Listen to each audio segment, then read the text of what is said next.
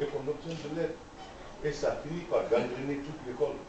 Il faut qu'on se sorte de ce cycle-là, avoir le courage, n'est-ce pas, politique et moral, de dire aux gens, écoutez, il n'y a pas de sous-métier, chacun a son talent quelque part.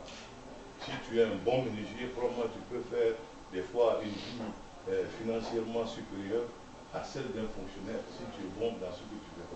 Créons des écoles professionnelles, désengorgeons complètement nos écoles pour que les enfants puissent avoir des classes de maximum 30 élèves par professeur pour avoir accès à l'éducation. Et au niveau universitaire, mettons là-bas les gens qui ont les talents pour aller à l'université.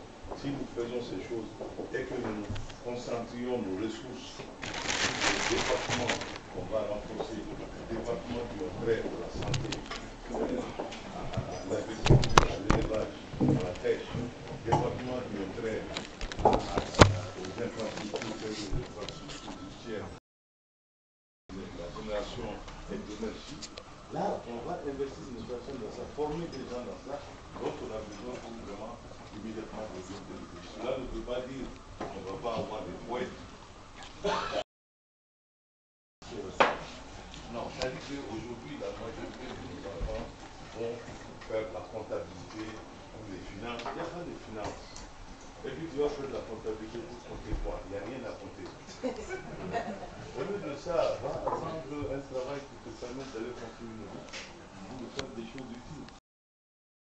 Articuler ça ensemble. Et si nous arrivons à faire ça, et pendant le même temps, nous arrivons à boucher tous les trous. Et croyez-moi, il y a des trous chez nous. Et ce sont des trous très simples. Je me souviens quand le président Ali Bongo a été élu et il a demandé que je sois son conseiller. Il y a beaucoup de gens qui ont...